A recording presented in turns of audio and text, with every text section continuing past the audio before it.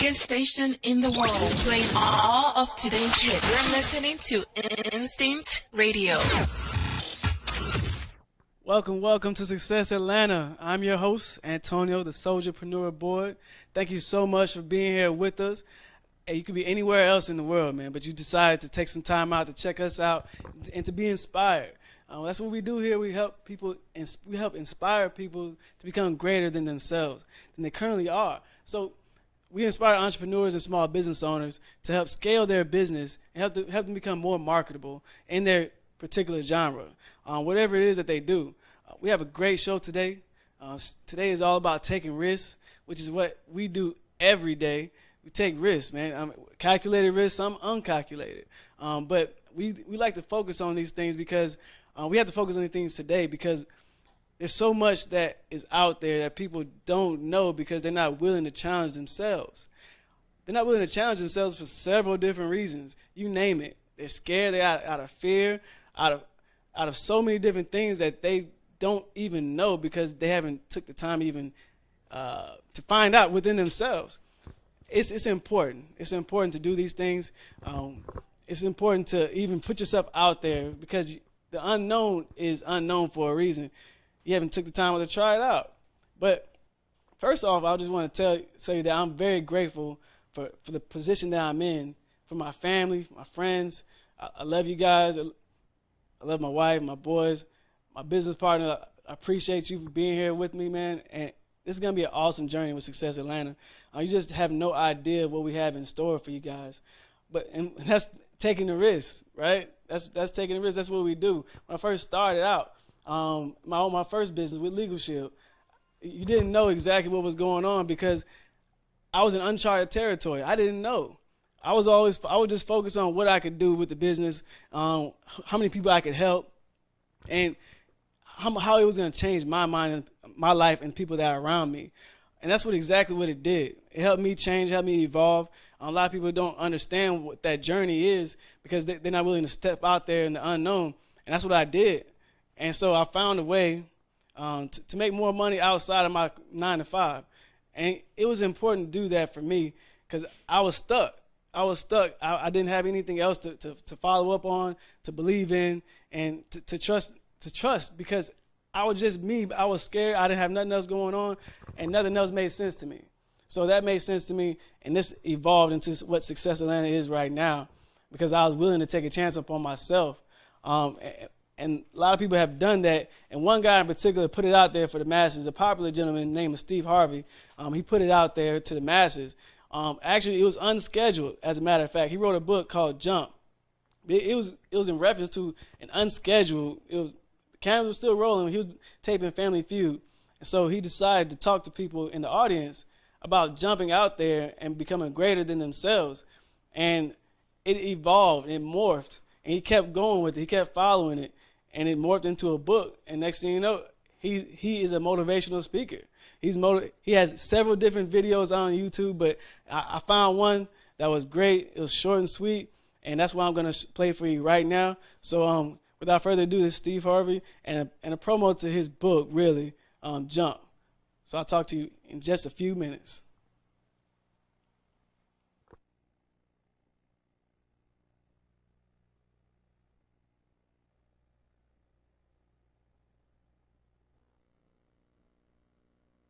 A lot of people have been direct messaging me, asking me,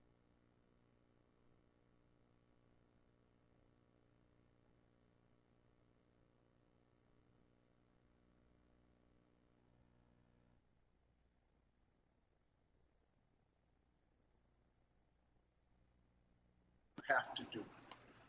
You have to jump. There is no way around it. You have to jump. Every successful person has jumped. You got to jump. You got to take a leap of faith. You got to dash off that cliff and you got to jump out there as far as you can. Now, a lot of times you stand on the cliff of life and you see other people soaring by, gliding down like a bird flying through the air. You know, they going over to the south of France. You see them on a boat somewhere. You see their family vacationing here, their family vacationing there. You see them dressing like this. You see them in New York, then you see them in London. They flying by. You know why? It's because their parachute open.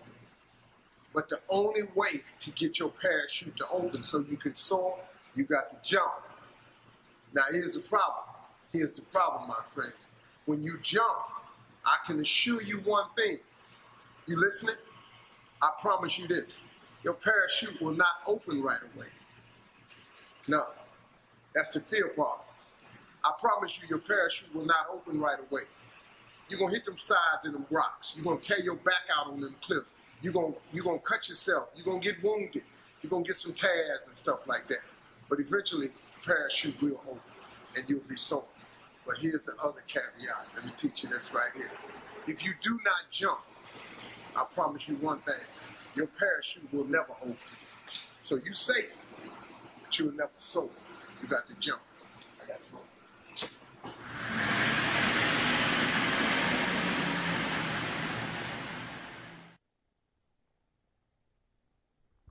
Welcome back to Success Atlanta.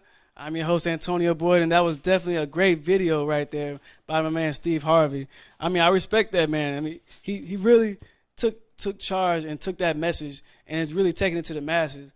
And that shows a lot of risk because he's risking what he's actually built already in the comedy business and in the business and on TV shows, right? So that right there was an awesome video because it details so much about what it takes to get your parachute open. It's gonna take a lot. It's gonna take a lot, and you're gonna go through a lot of failures, a lot of ifs, a lot of buts, a lot of no, you can't come here. No, this won't work. No, why are you trying this again? All these bumps and scrapes, and people are gonna fall away from you. You're gonna lose a lot of friends, and you lose a lot of family members at that because you've taken a risk on yourself. You gambled, and it's paying off for you because you believe it. Right? You believe in it all. This is his book. As you see it right here, this is his book. I'm going to read a passage from it. It pretty much hit home with me. So let me put it out here real quick. It says, I know that it can sometimes be hard to get out of bed, to go to a job you don't love, one that doesn't challenge you or even help you pay your monthly bills. I know what it feels like to be in a relationship or a marriage that isn't right for you, that doesn't sustain you in the way that it needs to. But can you afford to stay where you are, living day to day without hope or faith? I recommend that you get up and do something that brings you one step closer to being in a better situation. I encourage you to trust yourself in your gift and in God. That says it all for me. I mean, you have to understand where you're at and where you're trying to go, because if you don't understand where you are and how you got there, it's all a matter of choice. For me, it's all a matter of choice. We can choose to be in our state of mind. We can choose to be in a state of financial crisis. We can choose to be in our state of relationship, whatever it is. That's our choice. A lot of things that are coming that are outside of that may be controlling certain things, like your job or your location, where you're at. I mean, but you choose to deal with those things and you choose to accept it. And that's what happens when people get stuck where they are because they're caught in the system. They're caught in their own system they created for themselves. These own routines, day-to-day routines, day-to-day thoughts, day-to-day transactions that you do every day, every week, every month. You plan it out and it's already there. It's already laid out.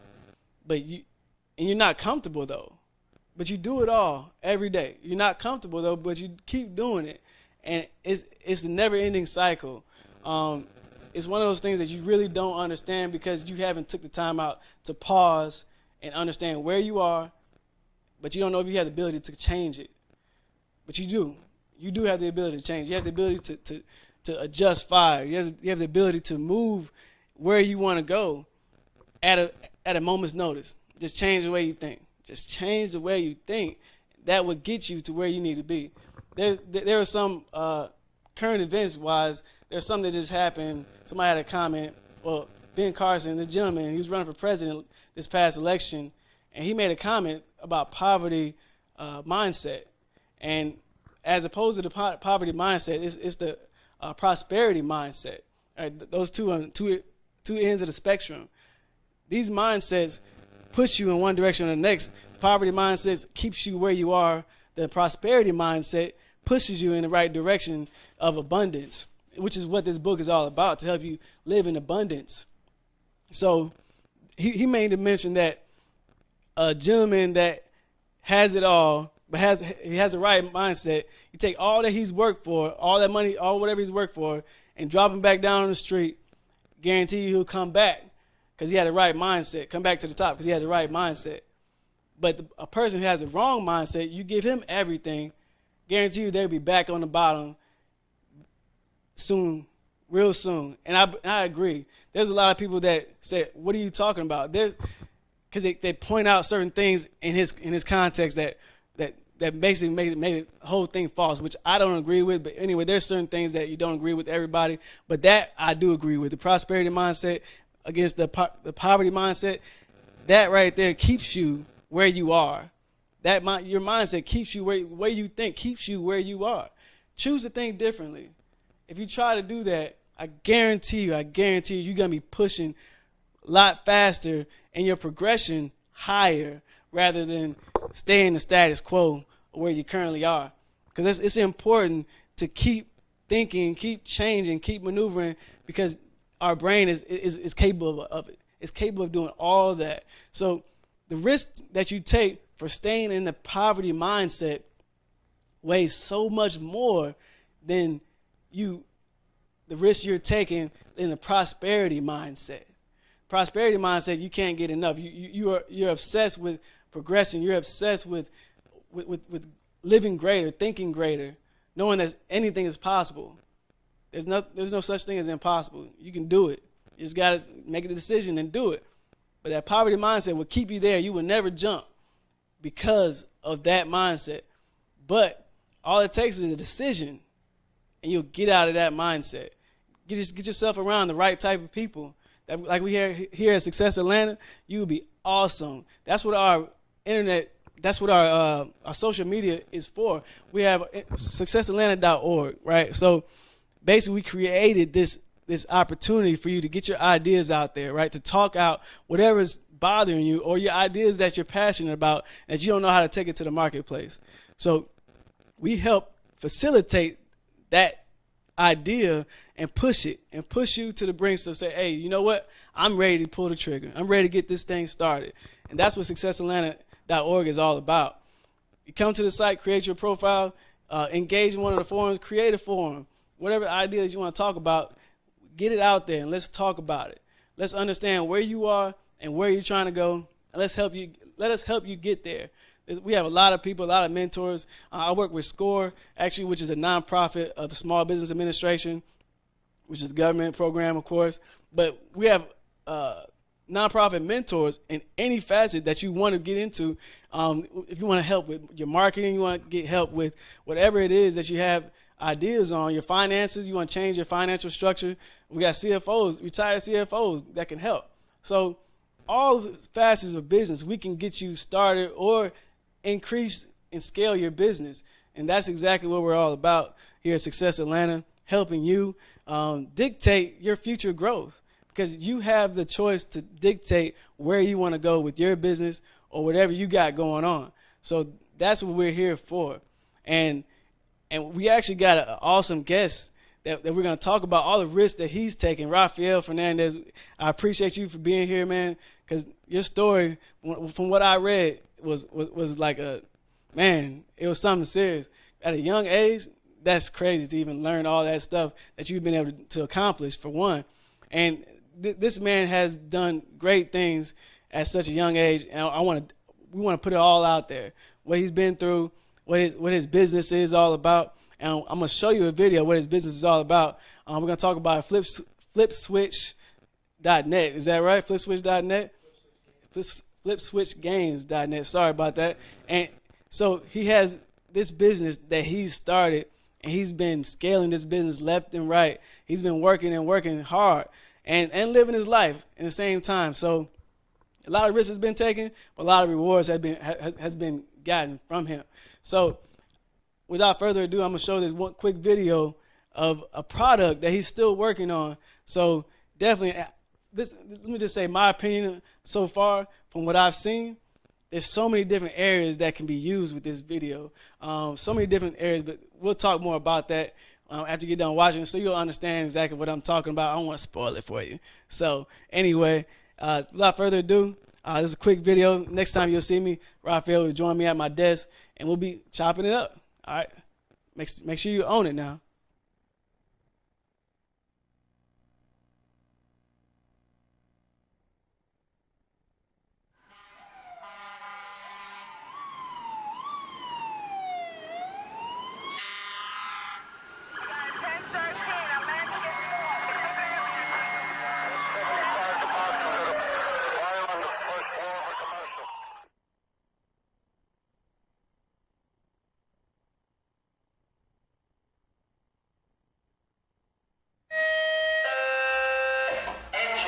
Hello guys, this is Fire here, and I'm the Public Relations Manager for Flip Switch Games.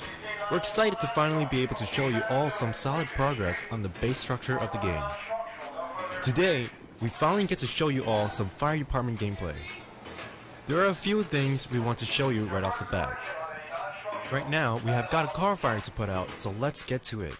Keep in mind, we want you all to notice the smallest details we have put into this project to make it as immersive and lifelike as possible to the people who are playing.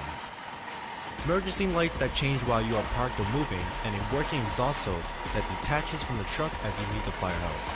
Let's make our way down. Each member of our company will have a specific task once we get to the fire. One to put the fire out, one to open the doors, and break windows to ventilate the car, and another to manage our flow of water. Our captain will also be overlooking us as we put the fire out. Right now, we will control each different character to show you some of the different tasks with each. However, you do have the option to simply be in control of one character and let the AI take care of the rest. You can see we have also been working on the night environment and lighting, which we expect is going to look great once we are done with it. Making our way through traffic here, we have a few blocks to go up before we get there.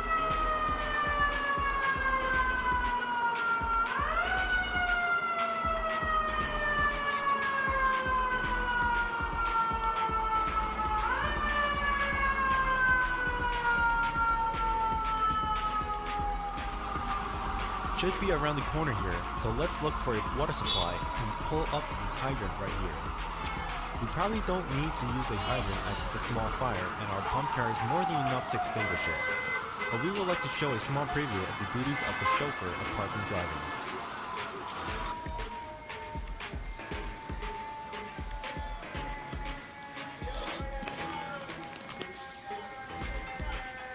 We have a little crowd forming over here taking pictures. Pedestrians will sometimes stop to take photos or watch you take care of emergencies. We will go ahead and attach our supply line to the hydrant, giving us a water supply that we can now walk over to the pump and give that water to a line that one of our members is stretching right now.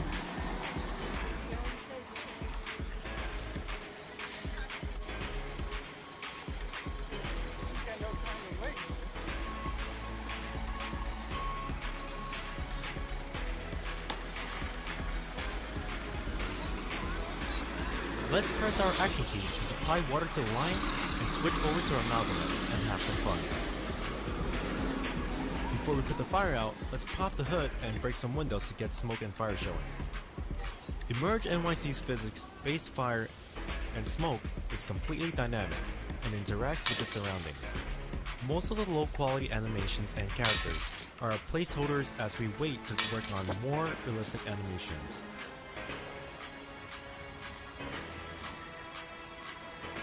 As we put water on the fire, you can see the smoke turns white to let you know that it's been extinguished.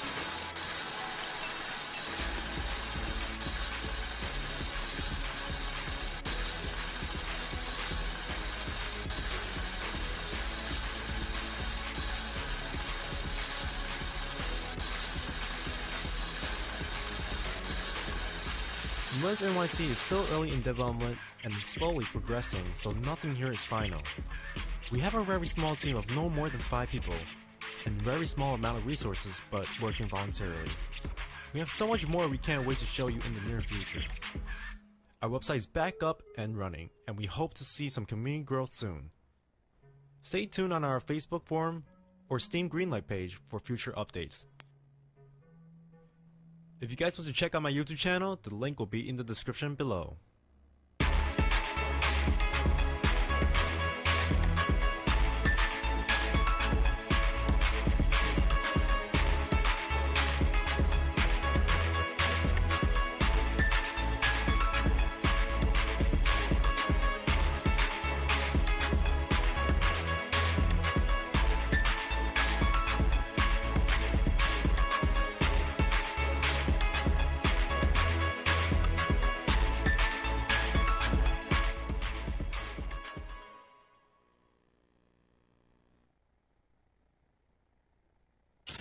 The biggest station in the world, playing all of today's hits. You're listening to Instinct Radio. Welcome back to Success Atlanta. I'm your host, Antonio, the entrepreneur. Well, now it's a soldierpreneur, boy. I changed my name, man. That's just how it is, man. Anyway, we're joined by my business partner, Jonathan Tremblay in the building. And we have our guest, Rafael. Rafael, say what's up to everybody, man. What's up, everybody? Thanks for having me. I'm glad to be here. Man. Good stuff, man. I'm glad you could join us. I mean, in and out of town, man. So, you've been everywhere, even when you was younger, right? You was moving around, going different places. So, Yeah. so I mean, you're used to moving around, right? I mean, Yeah, I am. My parents travel a lot, especially my mom. My mom's more on the Europe side of things, and my dad's he's a wild nature photographer, so he likes to go to Africa. And I never been on those crazy trips with him, but I would love to go someday. Yeah, man, that would be fun for you, man. I think you would take a lot of great pictures, you know. You probably put them on one of your video games or something like that, right? You have a wild safari video game. That'd be pretty cool. Hey, now that right One there. day. I'm That's just a good throwing it idea. out there, I'll man. keep that in mind. Yeah, man, just put it in the tough box, you know, and pull it out when you feel like you got some time. A little Yeah, flair from the family. I think you definitely need a level of maturity to travel with my dad on those kinds of trips, because he told me the other day he sits there in one spot for 6 hours waiting for something to happen to get on pictures, and I know I would go insane before he caught something. So That's true, man. That's true. but I guess that's definitely something that he's passionate about, so he has the will to do that stuff. But that's something in each and every person. They have a different passion for something. There you go. That's his, and mine is definitely not sitting in one spot for 6 hours. So. I mean, you went through a lot to try to find your passion. Is that right? Yeah, I mean, I feel like that's something everybody goes through. Some people find their passion pretty early on. And like me, it wasn't that it was hard for me to find a passion, but it was hard for me to find one thing to really, focus on. Because I love a bunch of different things. I love music. I love art. I used to love writing, and I used to love just like drawing and stuff. I didn't know what I wanted to do. I wanted to be a pilot at one point. I wanted to be a cop. I wanted to be a Firefighter. every kid that wanted to be like a cop or a firefighter, or. But the one thing that I really grew up wanting to do was be a firefighter. But I guess as you grow up, you find what you really want to do, and it takes a lot of time for some people, and for others, it's something. There's artists who, they started doing music when they were 3, and now they're legendary musicians. So that's something for them. But it probably wasn't until I was like 19 or 18 that I knew I was gonna do what I'm doing now. I didn't even know then, honestly. I didn't know I was gonna do what I'm doing now until like probably 2 years ago or last year. So, but it was always like I had it. That's something I was working on, but taking the next step to like, okay, this is what I'm going to do with my life and what I'm going to invest all my time into, that's something that it's hard to face for anybody, because, it's like, am I sure I want to do, like, I know I want to do it because I love what I do, Right. but coming to that decision, like, this is what I'm going to do with my life, or this is what I'm going to put so much of my time and my money and my effort into, it's really scary. Huge risk, right? Yeah, that's what we're talking about. Yeah. But and I find it interesting. You're sitting here saying that by 19 That's what I you was trying found to your point out. passion, and I think you were about to point out the same thing, that and Rafael here, he's an impressive individual, and his his mind is wide open. It's an open parachute, and it sees things just a certain way. But, I know that for a lot of our viewers, part of the reason that they watch our show is because they struggle with finding their passion. They struggle with finding out what it is that they want to do. And I know that for me, I mean, I can't say that I'm super old or anything like that myself, so it took me a while to kind of figure out my passion also. But I know so many people out there that struggle to find their passion. They look for it and they just never actually find it. So actually, for you to have found it at 19 years old, and I don't want you to get it mixed up, you are out of the norm here. You are somebody who, again, like when I met you at first, I was like, oh, just some 20-year-old kid, and he's just doing his thing. And then I get to meet him and I start learning more about him, and I started to notice that your mind is it's on a different level than most people. And thanks to that, you've been able to find your passion and dig into it at such an early age. I mean, if you don't mind me asking for our viewers, are you feel comfortable giving your age as of right now? Because you're not that old right now. No, I'm either. 22. I don't really. So you're 22, okay, ladies and gentlemen. This is a 22-year-old individual who is currently running a gaming empire here. And I mean, it's just, again, Rafael, I just want that to be clear to you and to our viewers that this is cream of the crop, finding your passion right here. And I think that we would love to learn more about how you figured that out, man, because that was something else. Yeah, I mean, to me, it's everybody's like, oh my God, you're 22, you own this business. Yeah. But a lot of people don't understand, like, How big is the business, real quick? the thing is, like, my business, at this point, it's me, like, and I have, like, 2 guys who help me with PR, and then I have 1 guy who's programming for me. But, like, 2 or 3 months ago, I had, 6 or 7 people working for me. Wow. But I found that wasn't really my optimal move at that point. Sure. It was expensive. It was. So I didn't feel like. Strategy. Yeah, I didn't feel like I was getting as much as I could be getting done with everybody. Like this new guy I'm working with, he's like some guy that I contracted. He works like 40% of the price that they were working for. Wow. Right. And he gets 2 or 3 times more stuff done Yeah. than they do. So, Yeah. I was like, I stopped to pay them off what I owe them, but I told them, like, guys, found this guy. But he's company's reworking our strategy. Yeah. So when you We're say not part of it. when you say gaming empire, it's I wouldn't consider it an empire like with the people who are working on it, Sure. but the people who play it and the fan base and everything, I would call it an empire because Exactly, and that's really where it's at. Really at the end of the day, Bunch I don't of think it end matters user, how man. many people you actually have employed. I think it matters how many people are following and how many people are buying your product. And I mean, what's the latest update on? So you've got your game on Steam. Steam, yeah, I've seen that. Emerge NYC. What is your current sales or just number of people that you've sold to?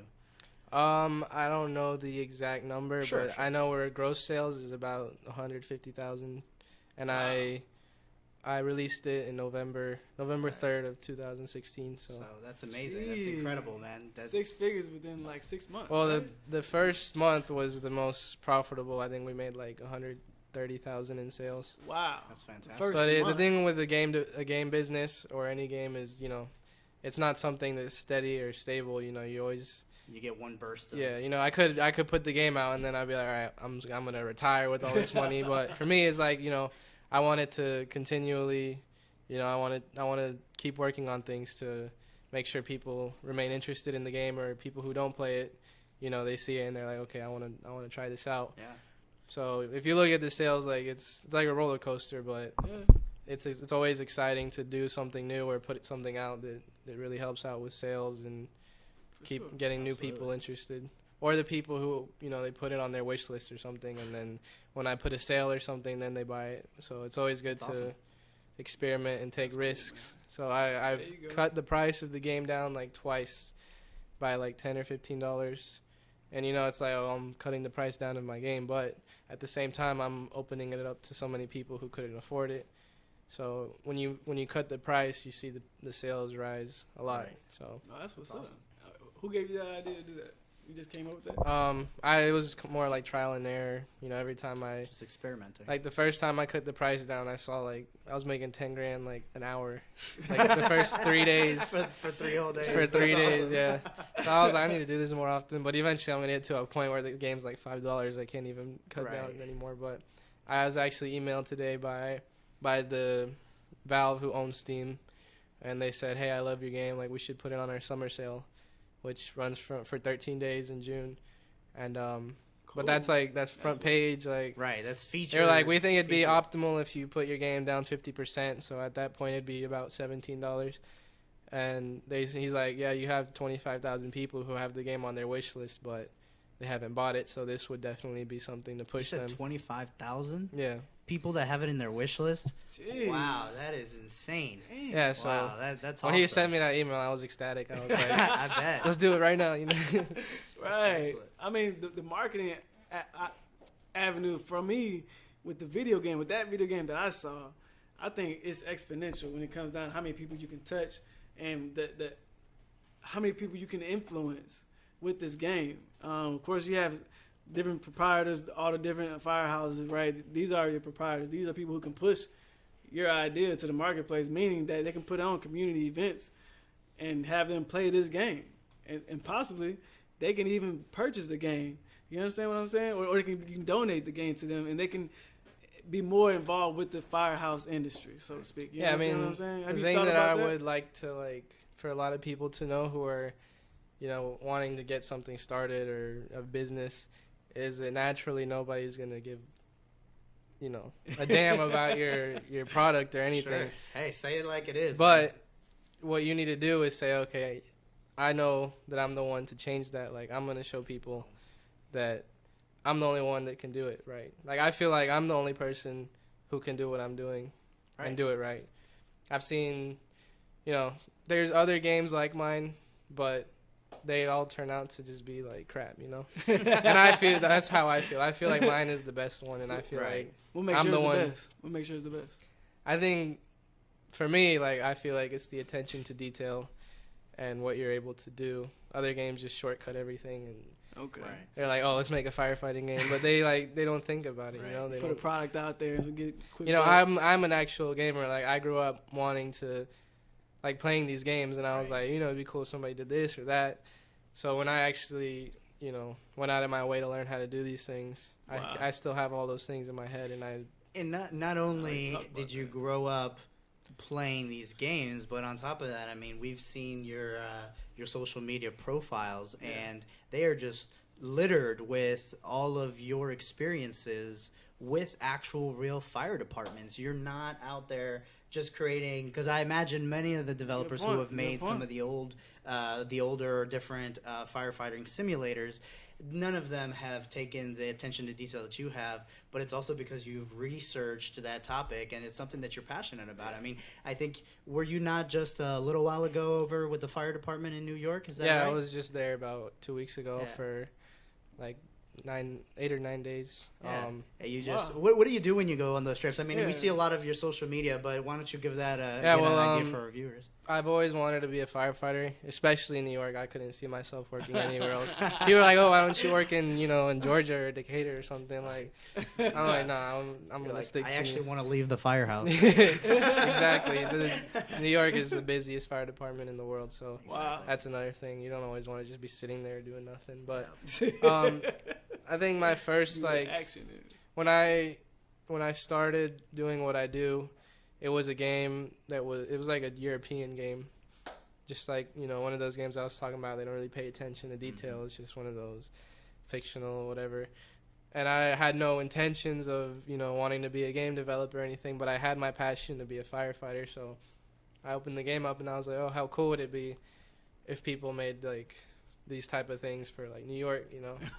So I spent 3 or 4 years learning how to make they're called mods. It's like a game that's already made. You can go into it and change it up, you know, add your own Like things. plugins for Yeah, the game. exactly. And stuff. Oh wow. So I did that for 4 or 5 years. So the first one I made looked like a 2-year-old, like, put it together. I wish I could go back and show you guys, like, how far it's come, I but wish I'd have found that one. yeah. So, after years and years on learning and like perfecting that craft, it turned more into like something I was doing for myself. I would go onto these online communities and be like, hey guys, look at this idea, like what do you guys think about it? And people would be like, oh, that's awesome. So as I was making it, more for myself, I would be like, oh, here's some pictures from what I'm working on. And eventually I put it out to people and like, sound like success. And actually, let's clarify something for our viewers, for those that don't know. You're 22 years old. You must have some formal education in game development or as a software developer, right? You must have some kind of college degree or something like that, right? I mean, that's the only way that you can be an awesome game developer, right? Just my high school diploma. High school diploma. And again, I mean, I'm in the same boat. I don't have a college degree. I did go to college, but I actually, and for those that don't know, I'm also a software developer myself with a very successful career in software development. But I think it just goes to prove that, and I think that's the main thing that I want to make clear to our viewers is, it's not always the way that society tells you to do things. Right. If you have a passion for it and you want to learn it, you can take your own time to find out how to do it. And did you spend a whole terrible... I mean, most people must think, oh, if you want to become a game developer, I'm probably going to have to spend thousands of dollars on some kind of, some class or something, right? But did you spend any money on your education for that? Actually, I did. When I graduated high school, I was so pressured to, college. You got to do something, you're going to... Like most of us feel. Everybody, right? you know how that pressure you get when you graduate. I applied to some schools, and I ended up applying to a school called Full Sail in Orlando. And I don't want people to, think I'm talking bad about them, but I didn't feel... I took 3 months online courses, and I didn't learn one thing about game development or game art. Because I took the course for game art, which is, 3D art and all that stuff. And I kind of was... As I was, going through these weeks of courses, I was thinking to myself, I don't want to work on somebody else's game. The reason I'm doing this is because I spent the last 5 years teaching myself how to mod these games to make something that I wanted to make. I have no interest in making somebody else's game for them, to be honest. There's people who make livings off that, being software developers or programmers. But for me, I had no interest in being a game artist to make some Smurfs for somebody's adventure game or something. But so I dropped out after that. Right when I dropped out was when I was supposed to move to Orlando to do on campus, and then we were gonna start spending 10 hours a day in the classrooms. It was a 21-month expedited course, so you basically got a bachelor's degree in 2 years. Gotcha. And for me, I was like, I can't. I don't have the patience to do that. I can't sit down. You're this process is too slow, and I'm not learning at the pace that I need to be learning. So I told my dad. Ironically, at that same time, my dad was paying my sister's medical school and my other sister's tuition, and he told me, he was like, see if you can take a break because I'm having a hard time paying all of your schools. So I said, that's perfect. That's perfect. I was just thinking the same thing. I was just thinking. Because my biggest fear was disappointing my parents. You guys, I don't feel I'm not feeling it, But again, I think this is another huge example of, ladies and gentlemen, 22 years old and doing it his own way. And society... again, like you said, when you graduate, there's an insane amount of pressure for every single individual to go to college because apparently that's the golden key to success in America, apparently. Yeah. And, and again, I felt the same way. I did the exact same thing you did. I went to college. I took a computer degree, I took courses towards a computer science degree, and... I honestly felt like I was learning more on YouTube University. That's not a thing, guys, but that's what I call it. It's a thing.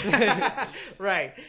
We know that that's a thing, but but I mean, honestly, I learned more on YouTube University than I did at my actual college, and that was where I said, why am I investing all of this time and this money on this education when I can acquire even better education? I have spent money on my education outside of that, but usually they're with specialized courses with people who have the experience, which is I think is a big problem with the college education is there's a lot of people there. Generalistic stuff, man. Yeah, there's a lot of people there that are teaching that don't actually have the experience to doing what they do. So Right. I mean, most of the people that were probably teaching your classes at Full Sail College were probably not game Just developers instructors. themselves, not even game business owners or whatever. They didn't right? seem like it. So. Exactly right. Most of the time, that's how it is. I mean, for me, Yeah. in my experience, I did the whole thing, right? And I didn't gain anything from it, right? I went to school, got my degree, got 2 degrees, never got hired in either one of those facets, never. Not on the level that I was supposed to be at, right? I finally got in the federal government, and I didn't even have to interview for it, but I got the job because I had a degree. But that job right there itself can't push me further, right? It's just a job, something that's just to keep you there, and that's not what I want. You know what I'm saying? But that's what these degrees, quote unquote, got me, and I'm with you as far as where you're at. That's like awesome for me. I mean, because you're not wasting any time or money or nobody else's patience. You're going for it and you're doing it your way. Yeah, well, I want to go back and touch like some parts that I missed out about my life, but I got kicked out of my house at one point because I was throwing one too many parties. But this was after I dropped out. I'm pretty sure I started my whole idea with Emerge NYC. I started that this summer, like 3 years ago. So this was before. This was right after I dropped out. So what I did was I started a Kickstarter, which if you're an entrepreneur or somebody who's looking to start something, crowdfunding is definitely something that you should research and look into, because I know without crowdfunding I would have never been able to do what I did. Wow. Which is basically, how much did you raise? Kickstarter was when I didn't even know how to make a video game yet. I knew how to do some artwork and I didn't know programming or anything, but I knew what I wanted to do, and I knew I had it. Awesome. I knew I had a great idea, so I sells taught it right myself there, like in a week. I made a little prototype.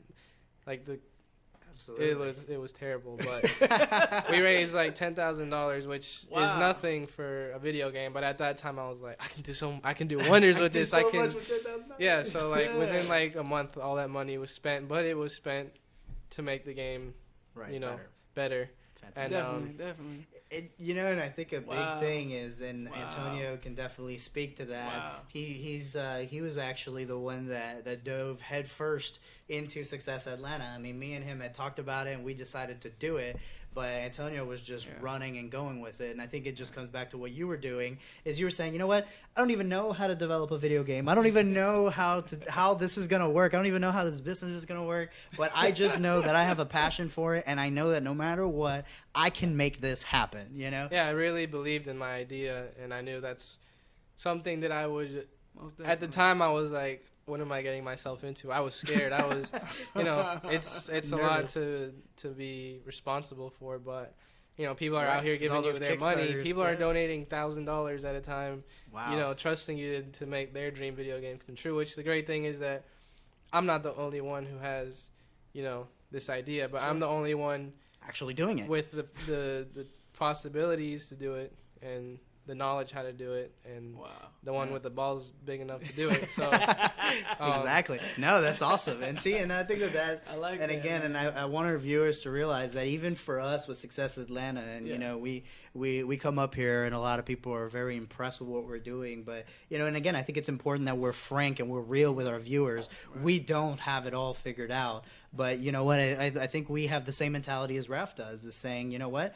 We have no idea how we're going to turn this into the $1 billion business that we believe it can be. But you know what? We're out here, we're doing it, and as long as we're always taking steps forward, and I think that you can definitely attest to that. I mean, we've been on this path for about 6 months now, and you've been on this path following your business for about 6 years now. So and again, it takes time to achieve the success that he's had. Yeah, I mean, when I was younger, and I had the entrepreneur mindset back then as well, and I would listen to the speakers and everybody, and they say it takes time and risks, But when you listen to that, you kind of it kind of goes over your head sometimes until you're actually in the position to be taking those risks and putting the 6 years of time, like hard time. I sit in my, I still sit in my room like 90% of the week working.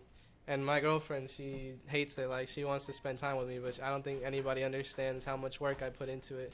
Right. And absolutely. especially at a time when you start up a business, you need to shut yourself out from everything and everyone. And you need to, if it's what you want to do, That's true. you need to sit down and, like, work on that nonstop until you have something, because You locked yourself away? that's what I did. I, like, no friends. Yeah.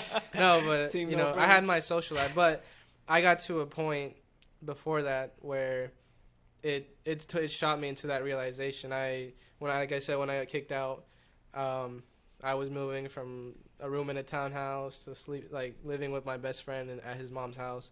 And then I moved out with him and another best friend into a 2-bedroom apartment where I offered myself to just live in the living room, until I realized, like, I can't live in the living room, you know, because you don't have any privacy. I wasn't working at all at that time. It was almost 6 or 8 months where I didn't do anything. Didn't do anything. I tried, but I couldn't do anything because I didn't have an office. I didn't have privacy. I didn't have time to work because I was so caught up in life with my friends, or like Trying to get yourself together. yeah. And I actually at the time I was working a $10 an hour job as an electrician for almost a year. Yeah. So that whole time I kind of wasn't even thinking about the game or the project, because I got to a point where I was like, I feel like I don't have what it takes, you know. Right. Everybody's gonna get to that point where they doubt themselves, and I doubted myself. But I got to a period where I was like, I'm not. I went to the Dominican Republic, which is where I'm originally from, and when I got back, the night I was supposed to go to work in the morning, I text my boss. I was like, I'm not coming in tomorrow. Like, I have way too much potential, and I'm tired of this job holding me back. Like, I got realization, huh? Hey, we just talked about that, getting held back by our jobs. And that was one of the biggest risks I took. Happens, and I called my dad, and I was ashamed. I told him, look, I quit my job. Like, I need to focus on what it is that I want to do. Like, I don't want to be an electrician. I really don't. I was not good at my job. You say, yeah, nah, that job's not my future. No, that job But is not my future. I want to shout out to my dad and my mom, because Shout out mom and pop. some people aren't blessed enough like I am to have supportive parents, but Yeah. my parents have supported me in whatever I do. And my mom is like the biggest fan of my game. She goes out, Really? like wherever she goes, she's handing out flyers and stuff. But my dad gives me some really, some really good advice. He says, you know, no matter what it is you want to do, I don't care what it is, like, I'm gonna support you. And when I told him, like, I quit my job, like, you know, don't be expecting the money to be coming in anymore.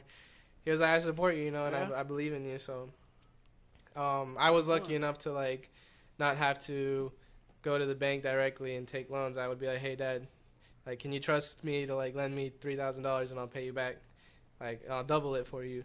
It got to a point where I was so confident in my game where I said, here, lend me $1,500 and I'll give you back, like, $5,000 in, like, 2 months. That's a heck of an interest rate. I mean, Next time, call me, man. I'll loan you some money. Next time, At that call interest me. rate. No, but it was last year was my most, like, successful year where I really was, like, Absolutely. I was enjoying it because I could see, you know, I never did this because of the money.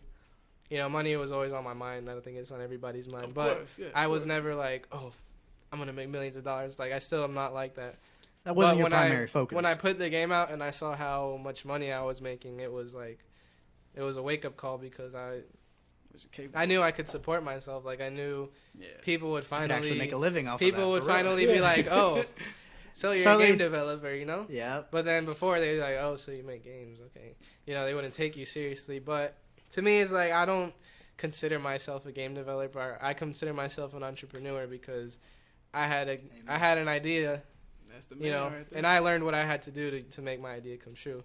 I don't want to be a game developer, but I love being a game developer, you know? So since you said that says, I mean, come on now. Since you said that, so what's your next step, right? I mean, what is That's where this mindset comes back into play because like I'll go back to what we were talking about New York trips. Everybody's like, oh, so are you a firefighter? Are you not a firefighter? Like, are you training over there, whatever?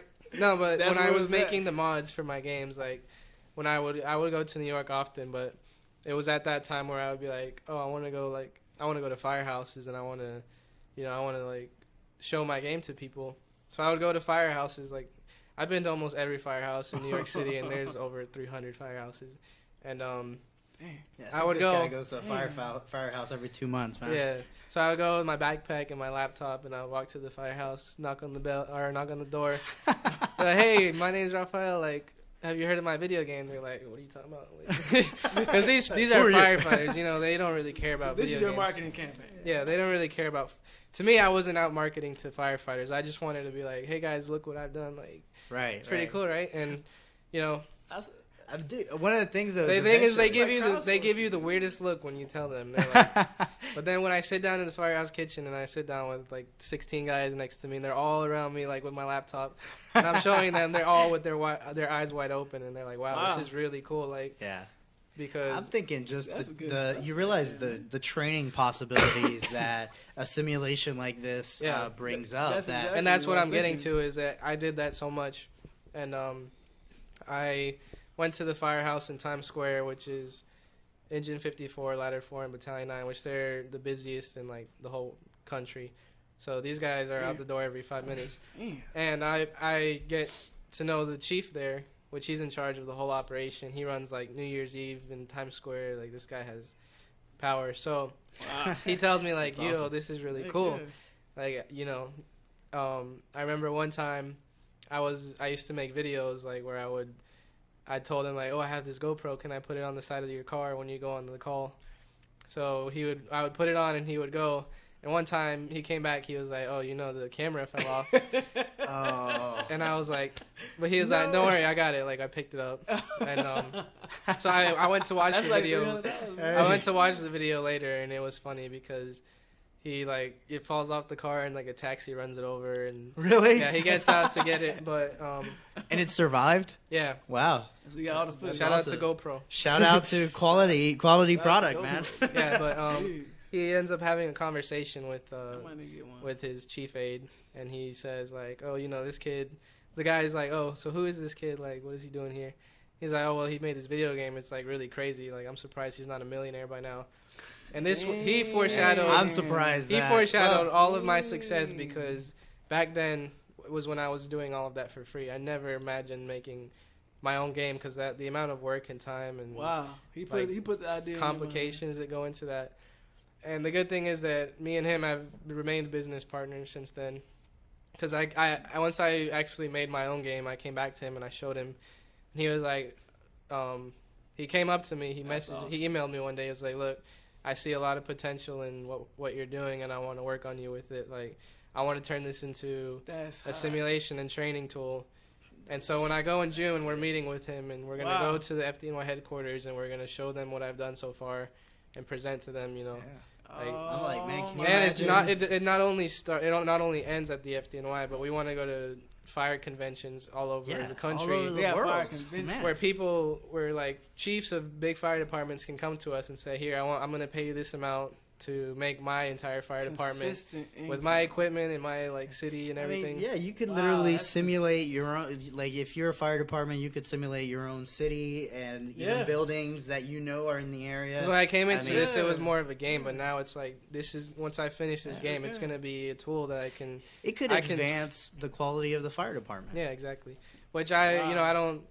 I don't want to take anybody or any of them away from like hardcore training, which is like Right. actually putting a blindfold on and going into a burning container or something. But for a lot of aspects like resource management and emergency preparedness, it can be used efficiently. in the training, Yeah, training and- environment. I mean, that's So like people don't see that now. They'd be like, "Oh, you're making a video game, whatever."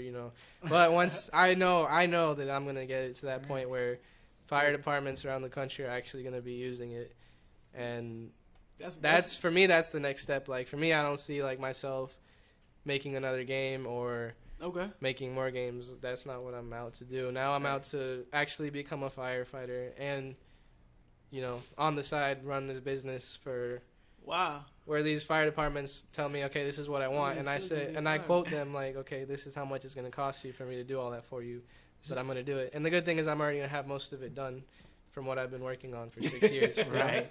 So you're actually still planning on being a firefighter. For me, this is just the beginning. And people are like, oh, you're making so much money, but for me, it's not. Not that it's not enough, like I need more money, but I know where I can get it to, and I know where I need it to be. So right. That's you what just I'm know you forward have to. that potential, and not fulfilling it is just not an option, right? And about the whole firefighter thing in New York, I go because I like to hang out at firehouses and ride with them and stuff, which they give the test every 4 years. Because trust me, I'm going to be a New York City firefighter. But they give the test every 4 years, and you have to be 17 and a half to file. But the last test, I was 17, so I couldn't file. Oh, so you had to wait 4 years. But they just opened the filing in April, and they've extended it like 4 times. I don't know why, but so I'm taking the test in the fall of this year. Fantastic. And that's the next Man, step. that's awesome, man. I like that progression that because you're all about your passions, man. I mean, that's what this world is about. Entrepreneurship is all about, really following your passions. There's some people out there that they're trying to dispel people on their passions. It's not about passions, it's about something else. But you definitely put a stamp on it, saying like, this is what it's about for me. It's about your passion. Now, you starting out where you're at, and you said you want to go into becoming a full-time firefighter, right? And so with that, you got investments that's gonna come because you're gonna have a lot of money. So you're gonna have to put it somewhere, right? So what are you planning on investing in my business. Because I feel like even though I'm going to be making a lot of money, I feel like it's just the right amount to invest into my business. I don't want to be investing in somebody else's thing, you know, because I have my own business. I'm not out to be in the stock market and invest in somebody else's business. Like, right. I believe in my business enough to the point where I know when I put my money into my business, it's going to pay out. And that's what I've been doing for the last 2 years since I officially registered my business. All the money in my pocket has gone into my business. And I put probably a penny aside for leisure or whatever. My traveling and stuff, I consider it business because, you know, I'm going to New York. I'm doing my research. Right. But business expense. But absolutely. I've gone through the heartaches, the betrayals, the empty bank accounts. I've been through it all. Like, this didn't just come in one day. It's taken a long time. And how many times do you feel like you've been wrong? How many times have you been wrong by people that you know? Oh, the thing I will tell people, the advice is that never get too comfortable with the people that you work with, because the thing about doing a successful business or a company is you need to be around the right mindset, people with the right mindset. And what I'm doing is really hard to find somebody who has the same passion, like the same taste. You need to have somebody with high intelligence, high integrity, and like a hardworking person, because if they're missing any of those three things, then it's just not going to work. Yeah, because I've been through, when I didn't have any money to hire somebody, I found this guy who had the same, you know, he had the same idea, like, oh, let's do the same thing. But he didn't have high integrity. He ended up trying to get with this other guy and stab me behind my back, which that's what it took for me to take my business from 0 to 100. Because at that point, that's when I was living in my friend's house. Like, I wasn't doing anything. Struggling along. So him behind my back the whole time, he was, you know, he was scheming with the other guy. Okay, we're going to do this and that. Once I found out, I moved out from there. I moved back into my mom's house, as bad as that sounds. But she doesn't live there. She's always out of town. So I actually finally had a room again. And I sat there, and I registered my business. I trademarked the game name. I did all the I spent so much money on all the legality stuff. But to me, it was like, this is what I have to do to protect my idea. I wasn't going to let anybody take it from me. How much did you spend? Probably $1,500 in a week on business registration and trademarks and stuff. And then after that came spending money on getting ahead of my competition, because once I did that, they were like, okay, well, we're going to make the same game, but we're just going to change the name. So now what they did was they took my entire social media platform and turned it against me. They talked bad about me on social media. No way. They changed the name of all of my social media pages to their game. So I had to make. Because they had control of all that stuff. So I had to make all mine from scratch. Wow. And rebuild your fan base. The good thing is that my fan base was there originally because of me and what I used to do with the other game. With the mods. These other guys were people that I brought on board for, you know, a short period of time. So when I went inside, I said, hey guys, look, through all this drama, like, I need you guys to trust me. these guys are not. They're not the real deal. Trust me. Right. Like, if you want, They're not the core of the business. Yeah, You so- are. Yeah, they don't have it. You know, I had most like 80 or 90% of the people came with me on my Right. development process, and then there was like a few stragglers who stayed with them, and they all got ripped off. So, you know, That's what happens, man. yeah, That's what but happens. it was The wrong people. that definitely needed to happen for me to really like take off what I was doing, because I wasn't focused. I wasn't putting all the work I should have been until that point. When that happened, then I sat down every day and I worked at least 5 or 6 hours every day, and it started piecing itself together really well. All right, fantastic. So let me ask you, since our show is we're kind of branding this show more about risk taking. Yeah, sure. How is it? Because I look at you, man, and some of our viewers I think will have the same opinion that you just don't fear risk at all, do you? You're just fearless. You're just going into this, and No. I mean, I think that's what our viewers will see. Well, tell us how you really feel about that. Risk is definitely there for every business owner or anybody. Right. Risk, I think there's like 3 key terms you should know: is risk, passion, and dedication. And like you need to know what you need to know what you want to do. I like that. But I think with anything in life is risk. So, you know, For sure. I wouldn't be here right now if I would have never met my girlfriend, which it took risk for me to go up to her when I met her and talk to her. But that opened my life into so many new things, like being here, for example. And risk, for me, most of my risk was taking money that I didn't even have and putting it into what I was hoping would flourish into something. Wow.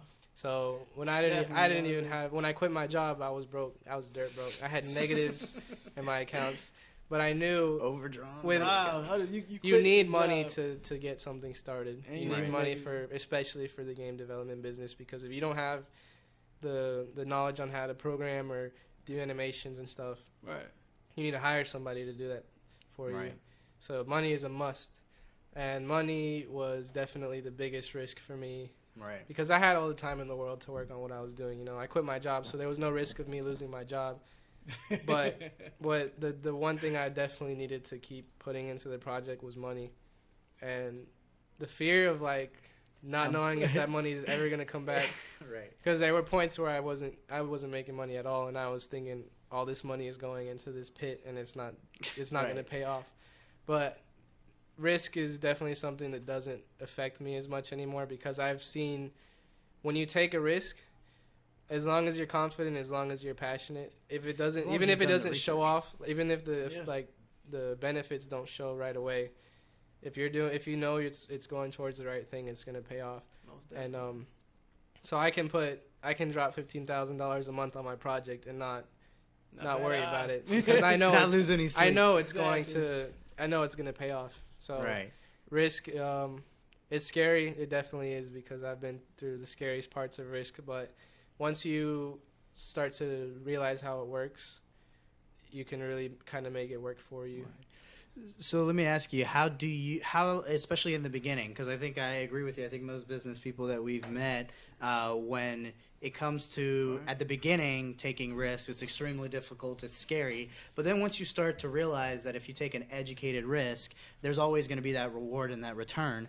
But how did you, I mean, especially for many of our viewers who are thinking about taking a risk, thinking about, oh man, and they're just staying up at night going, do I really follow my passion and take this Man. risk? I mean, I'm not gonna lie, I lost a few hours of sleep starting lot of sleep. Success Atlanta, because again, it's the same thing, you know, it's a Yeah, risk. man. But how did you overcome that initial level of risk? I mean, what parts of you and your life helped you to get there, if you will? Well, I want to start by saying that I'm really glad that we saw that clip from Steve Harvey, because I saw that really around the time where I was starting to do the biggest risks. Wow. And that video really pushed me a lot, because that's one of the best quotes or like metaphors that I've ever Nice. related to what I do. Because if there's something you want to do but you never take the risk, nothing is ever going to happen. Nothing's going to come out of it. You know, you might fail, but taking a risk at all, not taking the risk at all, is never going to get you anywhere. Never. For me, I think the point where it kind of changed from everything being like a scared type of risk was around the time where they tried to steal my business from me. For me, like, I was scared to start a business. Like, I was 19. Like, there's going to be an LLC under my name and trademarks and copyrights. Like, for me, that was all stuff that I didn't really want to mess with. That's why I did everything that I did for free. But once I took that risk and I saw that, you know, that protected me, that started my business in the right direction, that was the first risk that I really got out of the way. I actually ran another crowdfunding campaign after the Kickstarter, just before I released the game in November, which we raised $50,000, which you could see. Wow. For me, the risk with crowdfunding is that you set a goal. So let's say I want to set a goal to raise $100,000, but if you don't raise that many funds, then you don't get any of the money that people raise. If you're $1,000 short, you would have still not gotten all of it. Did you actually hit your goal of the 50,000? Yeah, I did. Fantastic. I need your help on that one. Yeah, I think we're gonna have to talk about the best advice I can give you for crowdfunding is the video. So that's the video is definitely what's gonna, because nobody's gonna read through 3 pages of all this description. Right. They're just gonna click on the video, and if it's a good video, it's gonna catch their attention. If the video is the most important part. We were just talking about that, man. I swear, man. With our project, our education department. That's the education department, right? We love that, right? Anyway, so for that aspect of it, we were trying to put together, and we came to the same point that the video has to be on point. The video is everything, I think. Yeah, and actually that was the thing. I think me and Antonio have talked about putting together a Kickstarter and things of that nature, especially when we were starting out. And that was the biggest thing, is how do we put together, because the video is 95% of the Kickstarter. I mean, you know, especially on Kickstarter, they do have like rewards and things of that nature, which also kind of plays a big part in motivating thing. Yeah. But, you know, putting together the video and making it look like something that people would want to watch is a lot more difficult than we expected. No, trust me, because for me, originally I was gonna go on Upwork and just hire somebody, like make me a really cool video. Like we thought about that too. But I actually ended up putting, I guarantee you, at least 60 hours into that video in a week. That sounds about right. I just sat at my computer and I worked. I set up a little, like, my phone against like a wall, and I filmed myself talking. I did everything myself, but it was, in the end, it was so much. It was worth it because I got to get my point across, even if it wasn't the best edited video. Actually, I've seen that Kickstarter video, and it was pretty awesome. And it does. It's obvious that you did it, but it's probably the best professional job that I've ever seen from someone, especially that doesn't have any training, or they don't do that for a living. So it was fantastic. Shout out to YouTube for the tutorials. Shout out to YouTube. Hey, shout out to YouTube University. Hey, I've learned so much from YouTube. Wow, man. I'm glad that you actually did that yourself, and you actually went through the whole experience, and you're doing so much yourself, man. That's what we created successatlanta.org for, right? You did yourself. You put your information out there on message boards, right? See what people thought about it. And that's exactly what Success Atlanta is all about. You know, put your information out there and say, hey, does this look great, guys? Or what do you think I can add? Or do you think this is great? Or which direction do you think I should go? You know, and that's kind of how that's what we're looking at with Success Atlanta, because we have the opportunity to do that, and we can message people, we can friend them, we can do all these great things on our website, and we got forums, like I said, and these forums are meant for people just like yourself, you know, that are creators that want to do something, that want to put their information out there, but nobody wants to listen, right? So you go to those tech boards and say, hey, check this out. But we got people, it's regular people that might be interested in doing the same thing. Exactly. I think that's the magic with the internet, because I think the most powerful tool for anybody starting a business is the internet. You have so many outlets to reach people. You have YouTube, you have social media, and Google is your best friend. Google is, but that's how I started out. I had my idea, I put it on a forum, and people were like, "Oh, this is really cool." And I want to give thanks to forums, because they really keep you motivated. Because there's times where you're like, "Okay, I'm getting tired of doing this," but then you show people what you're doing, and then you see their comments and their feedback, and you're just like, "Okay, people are loving this. Like, I'm gonna keep it up." And for me, that's my biggest motivation, is reading people's comments and stuff on my Facebook page, and like their reports on what they think should be improved or fixed. Because I always appeal to everybody. Like, if somebody says, "Oh, I have a problem with this," I go out of my way to fix it for like ASAP, because next time I put out an update, I don't want to have to hear about that problem again. I don't want people to associate me with just like half-assing everything, you know. Right. For me, I like to get everything done right and quick and fixed. Like, Absolutely. So, based on that, I think you've touched on two particular topics that relate to this. But throughout your journey, the support that you've gotten from different people in the world, I mean, I think you've talked about your parents giving you always the support that you needed, and then you went on community forums and shared that with the online community, and you got support there. Would you say that? Do you think that support would have made or broke you, or how important do you think that support was throughout your journey? I wouldn't consider it like that, because I've had just as much rumors about me, like the whole situation. I've had people criticizing my work. Like, people say, "Oh, this is shit. Like, it doesn't look like a PlayStation 4 game." Like, okay, that's not what I'm going for, anyways. Right. You know, there's always going to be people down talking you and trashing you or starting rumors about you, especially when you have a successful business, because at that point you've already reached thousands and thousands of people. Right. No, but not everybody's ever gonna like you. Not Right. There's always gonna be You please everybody. Like, there was a point where I was so driven by the reviews I was getting on Steam, because I was always getting positive reviews, and then there was a point where I started getting negative reviews, and I was like, "Oh no!" Not today. So now I'm back at positive reviews, but nice. I'm kind of at the point where I don't get affected by the reviews anymore. Right. I even lowered the price of my game because people were like, "Oh, this isn't worth $35," and blah, blah. I lowered the price, but I changed my mind. But I still did it because I had told people I was going to do it. Right. But I started at that point. This was only like a few months ago, where I was like, I don't care about anybody else, because as much as I'm doing this as a business, I'm still doing it for me. This is my passion. Right. This is what I like what I've pursued, you know. Yeah. But it's always, you know, somebody's gonna give you their money and say, like, you know, here's my money, give me this cool game. Like, you're gonna want to give them what they paid for, because that's the logical thing to do. So if I understand you correctly, then you're essentially saying that the support that you got early on played a huge part in keeping you motivated when things were difficult. Now that, you know, you've kind of achieved that success and you're seeing the reward of what you got, you know, you still thrive on that support, but it doesn't affect you as much, because now you've kind of stabilized your own self, right? So you know, I just want to put that out there, that for our viewers, that especially when you're starting out, and this is just from my personal experience and what I've seen in the world and other people trying to get started, is support is one of those things that I know for me can make you, break you.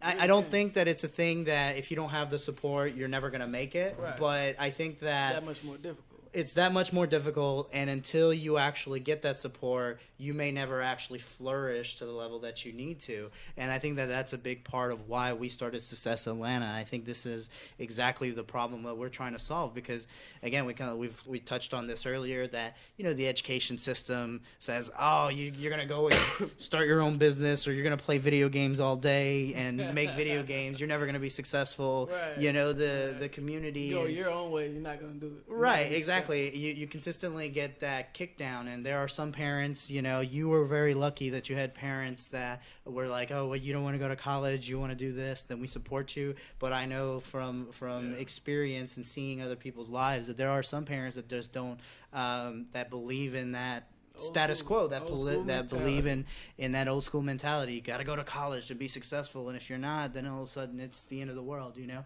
And I think that, you know, but that's a big thing though, is having that support. And unfortunately, in today's world, it's very difficult to find that support unless you have friends that are like-minded, that have that success mentality. It's very difficult to get that type of support. And that's where we felt like Success Atlanta, with the forums, with the website, with the magic of the internet, as you called it, and I think that's a very accurate description, is you have the ability to find the support on your own. A lot of times we feel like we need our friends, our family, the people close to us to actually support us. But sometimes if you can't get it there, you can actually go out and find it elsewhere. There are other places where you can get it. And we're hoping that, especially for those of you that are struggling, if you're struggling to find the support that you need in your life to follow your dreams and your passions, Success Atlanta can be that place for you. I know me and Antonio will be there every step of the way for anyone who wants to come on our forums and seek advice and seek motivation and to pursue your dreams. But I think that sooner rather than later, we will have a massive community of people who will be there to connect. So. Every day, man. I mean, we've been getting people adding to our site, and people been creating profiles. Every other day, I think it has been almost every other day. People been creating profiles on our websites, and it's been pretty cool. It's been pretty cool so far, so good. I've been enjoying creating content for the page, different books that I read. I'm pretty much going over that and actually identifying with different situations that I've been through. So that's what Success Atlanta means to us, and it's going to evolve into something bigger and grander than what we already started at. I definitely believe in it, because there was a point where between the point where I started the game and like where I was like by myself, I was like, okay, I need to make an idea where I'm going to get super rich. I had an idea for an app, and I actually had the prototype like made out. I like paid a guy like $1,000 to make it. I made the Facebook page. I started a Kickstarter. But it all failed really bad because, one, I was not passionate about it. I just was looking for an idea to make bank off of, you know. Yeah. What was the idea? I mean, we don't got to talk about it. He's like, it was a bad idea. Don't talk about it, man. At the time, I thought it was genius. Like, my friends were hyping me up, too. But it turned, like, my Facebook page got, like, 2 likes. And the Kickstarter made, like, $10, but, you know. It's all good. We all start somewhere, right? You know, you always go through failures, and you always. But that for me, that was kind of like, let's see, you know, if I can do something and make money off of it. But I didn't really think much of it. The one thing I'll say is though that I really like Success Atlanta forums because it's universal. You know, it's not one thing for my game. Like I went on a forum about the game. Right. Like for about the game. firefighting simulation games. About the game. But when I was making that app, you know, I wanted to go on. I was looking on Reddit threads and on forums to see like where can I go to share my idea about my app and see what people think about it. I could not find a single place. But when you have a place like Success Atlanta, it doesn't matter the genre or like what your business has to do with. You can go on there and say, "Hey guys, here's my idea. What do you think about it?" And you can get unbiased opinions from people who know about what you do or know nothing about it. So I think that's where you guys are going to be really successful at. I appreciate that, man. Definitely, man. I mean, we talking about the future, right? Like, you're 22 right now. Let's say by the time you're 30, what do you expect to achieve by the time you're 30 years old? I want to be settled down, married in New York, a firefighter, running my firefighter simulation stuff on the side. I don't know if it's going to last that long, but, you know. Oh, man. To me, it's... At that point, I want to have all of that. You know, I want to be a firefighter, but for me, being a firefighter won't be my job. It'll be a hobby, and then running my business will actually be, you know, what's making me money or whatever. Because firefighters don't make the best money, but I'm sure everybody knows that. But in New York, you actually get a really good salary. I think a lot of people don't know, but the FDNY is like top 10 best jobs in the U.S. So wow. That's fantastic. I mean, they get a lot of work in. A lot of people underestimate it, but it's one of the greatest jobs in the world. So will you be a volunteer firefighter, or will you be it's fully paid. The starting pay is like $17,000 a year, but once you have some years on and you have some rank, like you're making some good money. So awesome, yeah, man. and I want to say definitely, I think. Again, sharing a little bit about myself is I worked for the police department at one point in my life. Like you, I had kind of the dream of being a cop and a firefighter and all these other things. And I think that there is definitely a lack of ingenuity, if you will, in the government and a lot of the different departments. And I think that your game will bring about a change and a way to rethink how they do things at the fire departments. And I think that will be something that I believe that if you follow your passion and you continue down this path, eventually your game will be an awesome thing for the public. But I think that your game could literally almost change the way fire departments do what they do, because they can finally create digital simulations and actual digital practice of what they're about to do and how they do it, and figure out things that they couldn't figure out otherwise, right? And I think that, again, you could potentially change the way firefighters do their job, do it more effectively and more incredibly. And if you continue down that path, I mean, there might be some government contracts down the line for your business. Several government I know. contracts. Things they like don't there's a have lot that, of right? They don't have that kind of access right now, do they? No, there's nothing like what I'm doing right now. Right. Not even in the training. I mean, there's world. like, Wow. there's things, but they don't come anything close to what I Right. do. So for me, what motivates me is like, I used to think there's no way I'm gonna get these old school guys like these smoke eaters to like want to sit down at a computer and. You said smoke eaters? Yeah, these are Is that a old guys firefighter with term? The Yeah, mustaches man. and the cigars and the senior guys on the job, like the guys that Right. have 30 years on the job. Right. It's I started to think about it. Not like I'm not trying to get these old guys to use this stuff, but there's a whole nother generation of firefighters who are going to come on at the same time as me. Why not? This is the perfect time to put what I want. For me, it's I couldn't imagine my game like being used at all by the fire department, but now that I've like gotten it to a whole nother level, I can see in 100 different ways that it can be used. Absolutely. But now is the hard part of convincing the fire department and all these firefighters, like, because right now they're like, oh, it's a video game, Right. But I when they think see that it will and the come. detail that it brings, I just had a thought, man. what's up? The military. Your military can your use it. simulator has so many applications Dude, to even further than fire departments. Just mechanics alone, to understand the different nuances that could happen when you're working on a vehicle, or how damaged the vehicle is, how you can fix it, right? I mean, that in itself can help train people up even faster than what we have on the job training right now. I mean, some people in the National Guard, I'm in the National Guard. I've been in the National Guard since 2005. They don't have nothing to do. Sometimes, right? Sometimes they don't have anything to do. Like, they're supposed to be working on these vehicles. They're supposed to be doing X, Y, Z, whatever their job is, but they're not doing it on a regular basis. So they don't get the training on a monthly basis. They don't get the training that they're supposed to get to be saying that I'm mission capable. Basically, somehow I'm prepared to go wherever you tell me to go.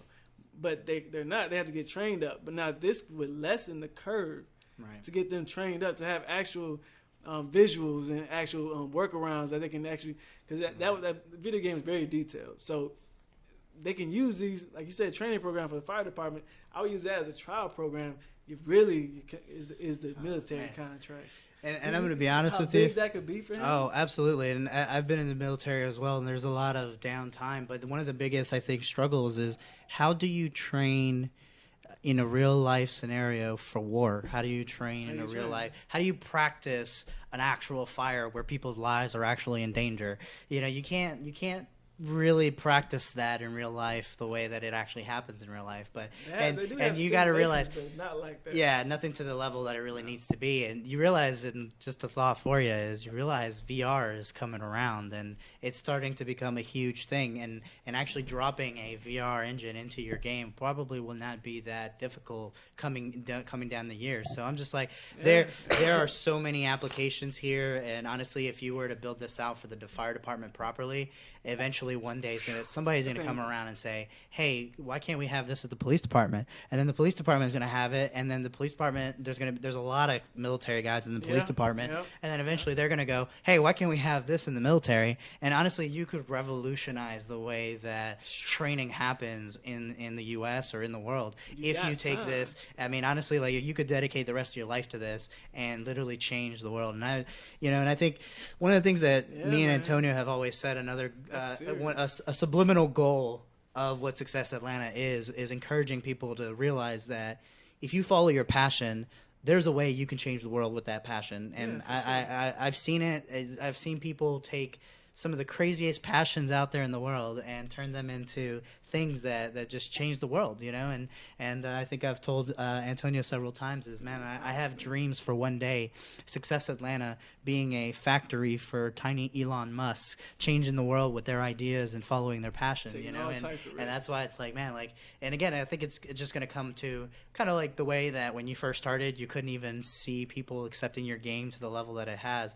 I think as you progress, and again, you're only 22 years old, man. I think by the time you become 30 years old and you've worked on this game for over a decade and you've continued to improve it, you're gonna reach another level of success that's gonna open your eyes to, wow, like people are accepting this. And I promise you, the fire departments will take your game and eventually put it into training sooner or later. Now, I will tell you, after having been in several government institutions, it could take time to slip that in there and to actually get acceptance. But I promise you, sooner or later, if you do good work and you follow your passions, people will definitely do that. So I feel there's definitely endless possibilities with what I'm doing, because we talk so much about the fire department side of things, but the game also has police and EMS in it. So when I fully like take out the fire department stuff, like I have them training. All right, now it's time for the police department. Yeah, for sure. But seriously, man, that's gonna be hot. Yeah, I mean, I have no limit to where I want to be. Exactly. So I don't see an end game for me. For me, it's like, let's see where we get. Yeah, let's just keep moving forward and making that thing happen. And, again, I know everything that's going to happen will happen as long as I keep putting the same amount of time and effort and taking the risks. As long as you keep fighting towards your passion. Because we just got a story in a magazine called Firehouse Magazine, which is sent to every firehouse in the country. You got your game in that magazine? Yeah, it's going to be around June or July, the story. And June and July is going to be hot for you. And then so I'm going in 2 weeks to meet with the FDNY like commissioner and everything to talk about the game. So that's going to be really the defining point. So I got to be sure I'm ready to present it and everything the right way so that it all goes well. But I have no doubts that it's going to go well. That's what's up, man. I definitely, man, I have high hopes for you, man. I mean, from what you have going on right now and everything that's possible, man, you're going to be changing so many people's lives, man. I really hope you're going to be changing so many people's lives. I mean, what you hear right now, man, dude, you're going to be changing so many people's lives because so many people want to be a part of that. They don't understand what it takes. And so that's going to help them. That's going to help them so much. And them to be able to identify, like you said, some of the main structures in your cities, like you was talking about, like each city, they want to have their own. So they can help, you can help them identify all the pain points in their cities, right? Yeah. And help them find any answers to all their problems. I mean, you're onto something huge. And I can congratulate you right now on all your success. Because what you've done so far is nothing compared to what you have in front of you. Absolutely. And that's all about scaling your business, man. That's what we're all about, is helping you scale your business. And what you've talked about right now and where my mind just went and raced to, man, it's going to be crazy. It's going to be crazy for you. Yeah, there's nights where I stay up thinking about it. And I see some great exciting, things, man. So. I definitely want to see a book coming from you. I want to see that, and I also want to see a mentoring facility that you got going on to groom the next Rafael.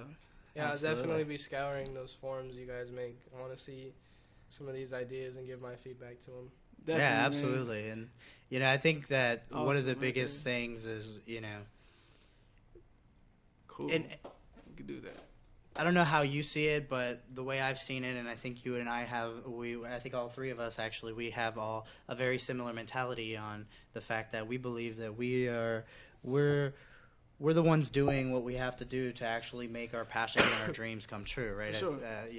And creators. I think that there is something very important that I definitely want to get across to our users or to our viewers is that, do you believe that, while you said, right, that you're one of the only people who is making this dream happen, do you believe that other people don't have the capacity, or do you think that they have the same ability to do what you want to do if they wanted to? Anybody can do anything. That's my true belief. The thing is, you have to want it bad enough. That's the number one rule. No matter what you want to do, as long as you keep your head on it and it's really what you want to do, you're going to be successful at it. Doesn't matter what it is. Doesn't matter if you don't even see that field or whatever being ever successful. You're going to be good at it, and you're going to be successful, because no matter what it is, if you love it enough and you put enough time and effort and hours into it, you're going to get good at it, and when you're good at something, you're going to be successful at it. But I'm an expert. yeah, no, that's I always heard that when I was younger, but like now Like, when you I've become lived an it, expert, when you right? live It's it, totally different now, it's right? totally like, I mean, it has a whole different meaning.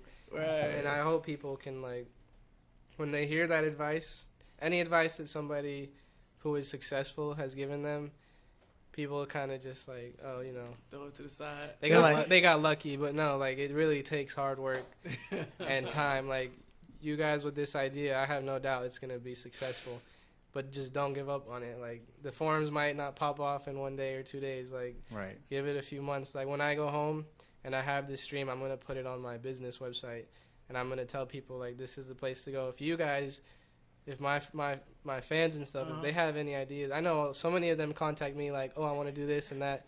Can you help me, or can you make this for me? Like, Right. I wish I could just tell them, like, no, like, grow up and do it yourself. Like, but Right.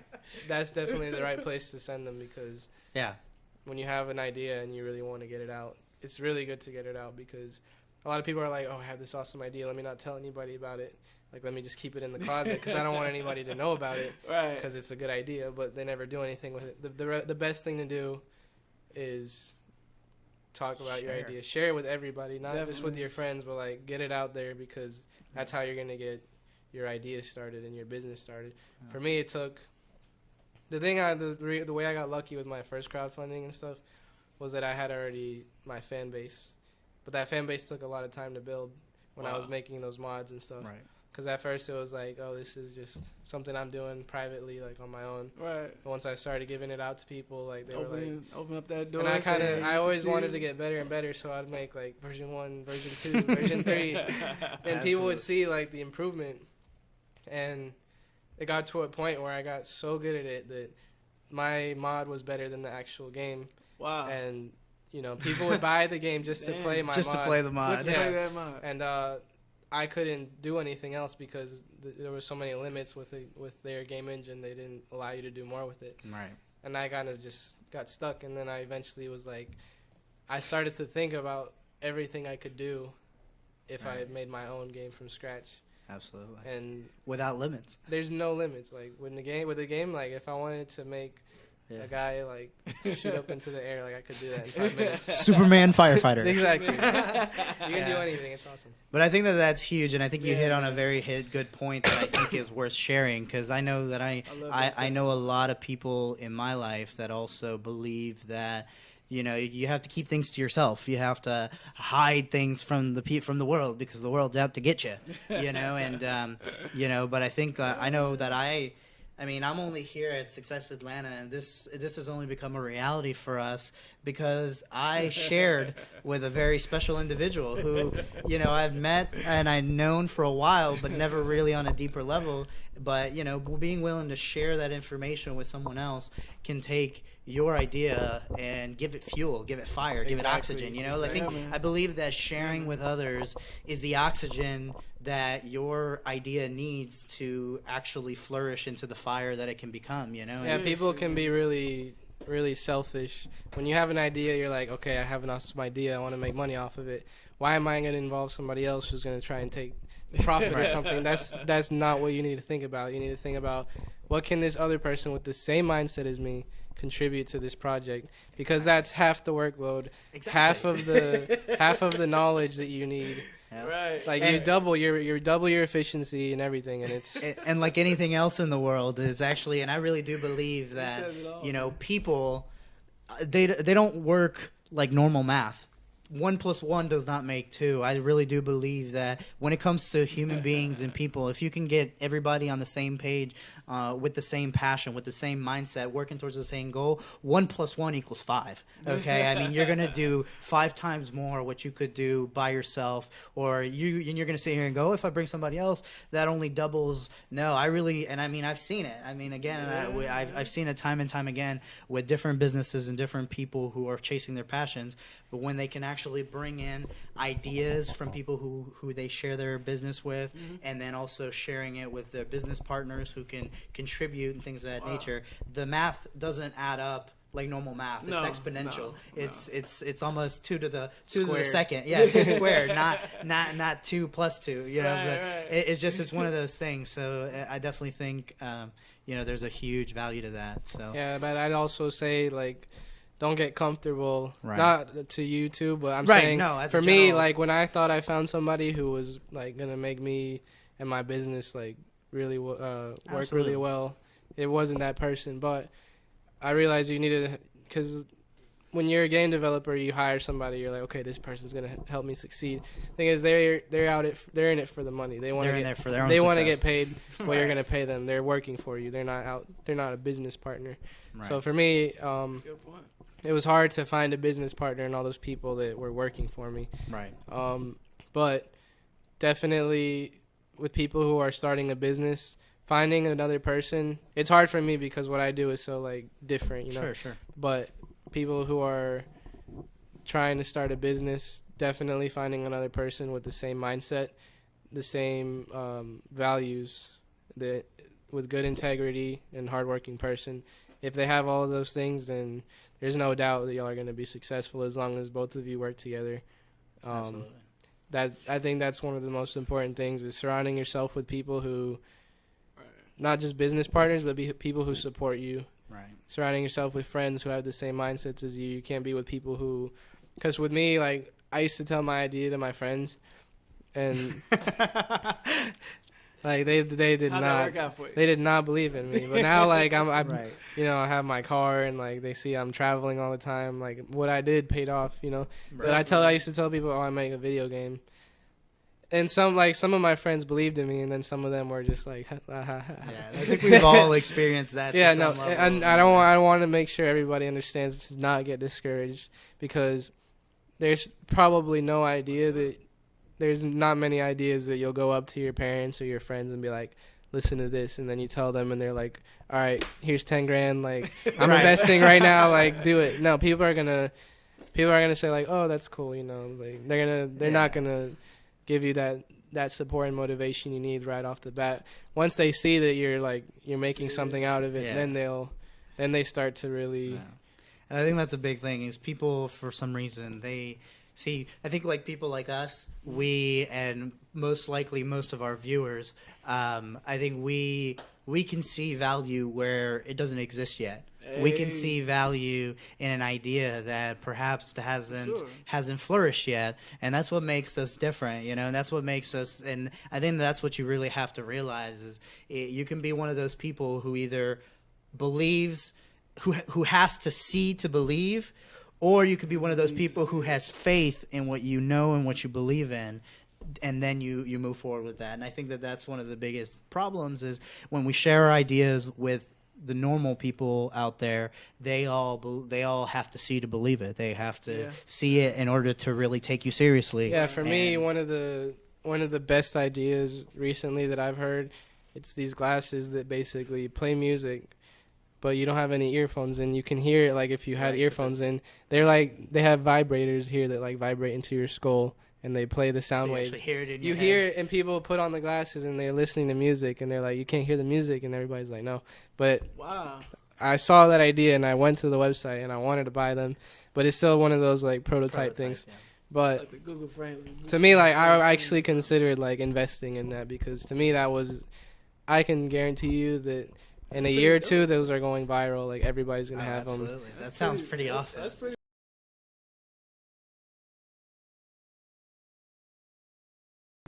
And that's You're good. getting a lot of people. You're getting a lot of feedback from everybody that you're dealing with.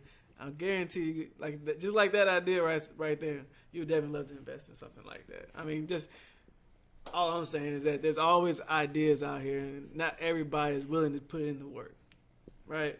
Not everybody's willing to put in the work. You've seen that several times. People have ideas. I don't want to do it, but this is a great idea, right? You know, I hear it too many times, man. Too many times, right? And just to touch on something else, like the mindset you were just talking about, the dreamers, right? Before this building was built, somebody saw it. They saw it before it was built. All this construction going up, somebody seen and drew it out.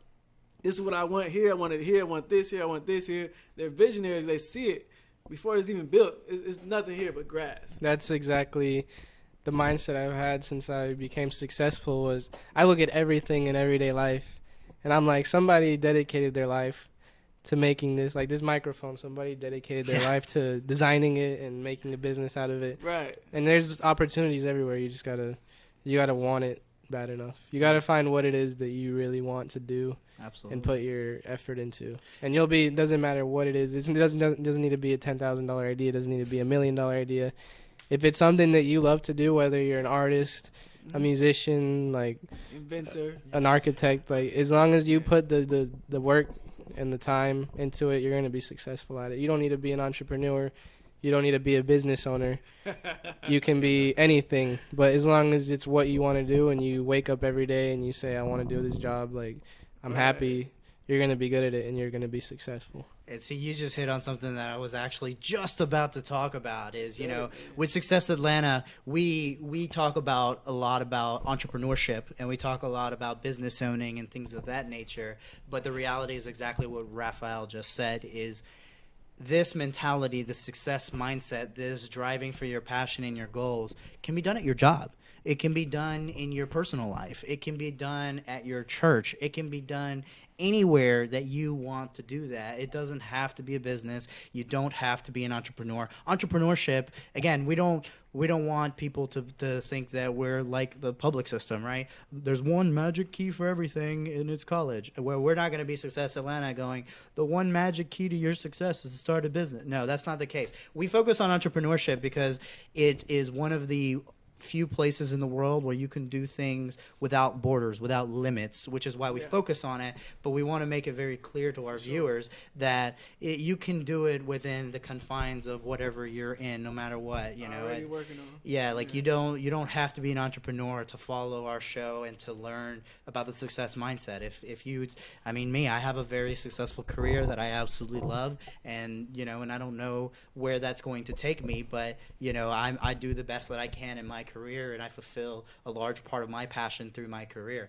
Success Atlanta fulfills a different passion, things of that nature. But for every person, it's different. The solution is different. But the mindset, the education that we're putting out right now, that is global. That is universal. That is something that you can apply to whatever you want to do. If you're in college and you want to go to college, and that's something that you need for your career, and that's something that you're passionate about, then be awesome at it. Be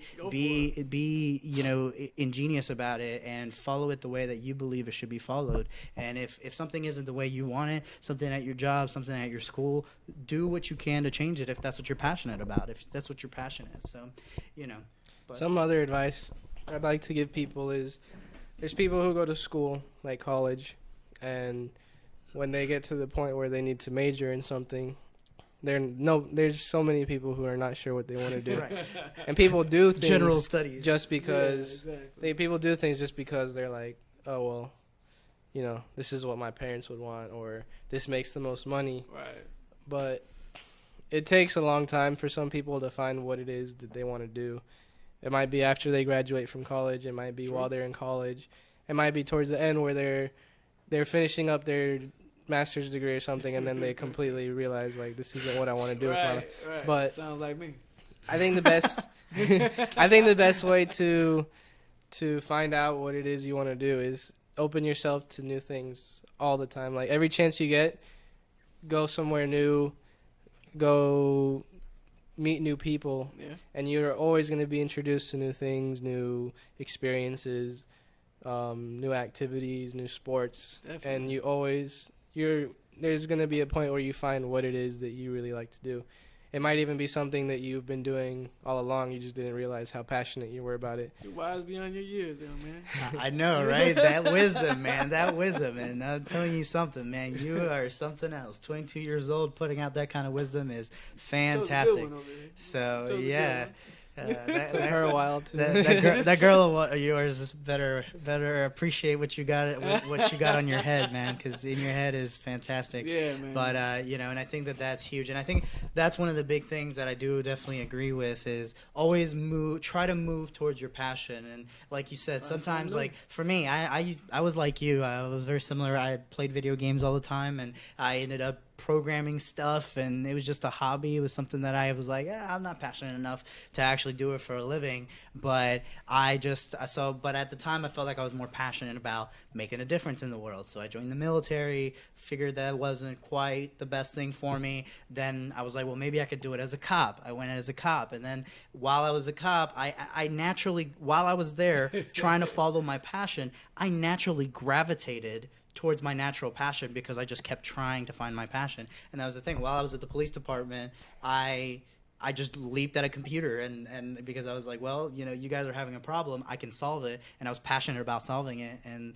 the rest is history. But the point is like, if you're just doing things like Rafael said about you're just following a path just because, or just because you're trying to please someone or whatever the case may be, you're never going to find your passion. You have to actually chase after your passion, and sometimes that just means trying new things. Sometimes that means, I think I'm passionate about being a cop, and let's just give it a shot. I don't know if it's going to work or not. I think when I became a cop, most people looked at me funny because they were like, you were not cop material. But I was like, hey, I may not be, but I'm going to give it a shot anyway. And turns out I wasn't. I mean, I felt like I was a good cop, but I definitely wasn't as good as many of the cops out there. But again, because that wasn't my core passion, my core competency, but I found my core competency through it because I was always following along with that. So you should never be discouraged.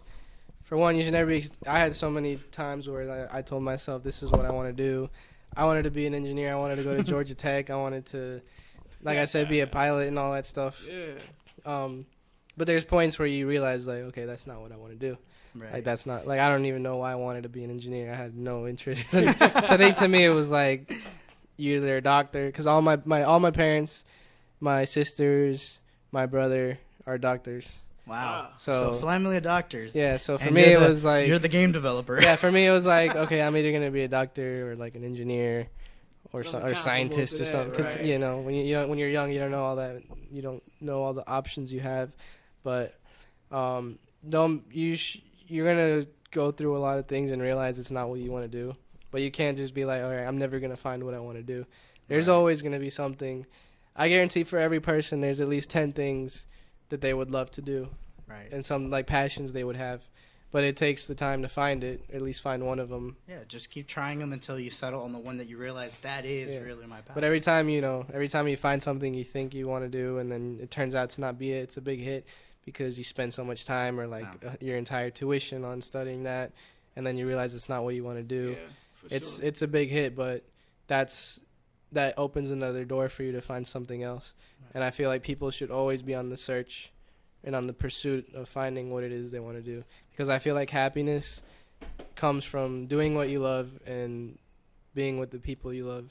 Yeah. But if you're working a job that you don't enjoy, or you're waking up every day and going to work like, oh, God, I hate my life, or if you're in an abusive relationship or something, take the time to reevaluate things and see, where am I now and where do I want to be and what is it that I want to be doing, because I really hope people who don't have the best opportunities to get out of the life they're in, I hope I know everybody has an opportunity. You just have to make it happen. And it takes a lot of effort for some people, and other people are blessed to have those opportunities. But I know for a fact that it's possible for anybody, because I've heard stories of the most successful people, like, starting from nothing, literally nothing, having nothing. And it's possible for anybody, but it takes the time and the effort and the work and the dedication especially. Okay. You're definitely right about that, man. And you showed it all today in this show. All the dedications you've been able to put in your craft and your mindset in doing it. and how you're gonna sustain it. So I think anybody that sees this program, sees our show, and sees your delivery will understand that this is somebody I really want to follow, somebody I really want to invest my time, money, and energy into, that they want to see you become a successful person in this world, because you have it already laid out in front of you, man. And you've already positioned yourself to do so. So I think that, man, the sky's the limit for you. I thank you so much for being on our show, man. Is there anything that you would like to tell our viewers, last nuggets of wisdom or anything like that, or anything that you could help them find what their true passion is? Like, say, a book that you read, or somebody you talked to, somebody put a nugget into you that pushed you along the way, or just adversity, maybe. Well, thanks for having me. And my advice would be trust in life and trust in God, because I feel like, I knew at an early point what I was doing and where I was going, but I feel like everything happened at the perfect timing. Wow. And at the right place and the right time, and everything fell into the right place. Perfectly. It was crazy. So I really think just trust in life and trust in God, and just follow what you love, and everything will work itself out. Fantastic. That's awesome, man. Most life-changing book?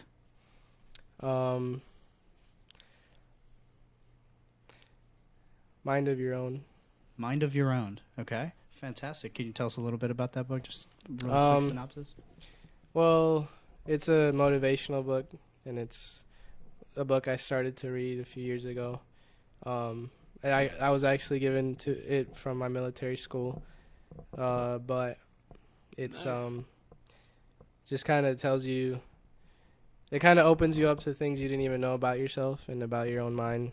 And I don't really know. It's been so long since I read it, but no, it's good. I remember it completely changed like the way I looked at things. Okay, fantastic. There's always that one book. Well, for certain people, for me, it was Think and Grow Rich by Napoleon Hill. That was my mind-opening book. Like, wow, I'm capable of all this.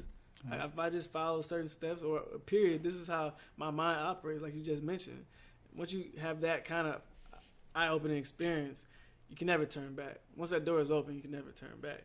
Because if you get caught in drifting, what we call it, drifting, going by your own emotions and just living vicariously through whatever was going on in your life at the time, not thinking about anything else, that's what drifting is. So you find yourself drifting, but you know what you're capable of doing.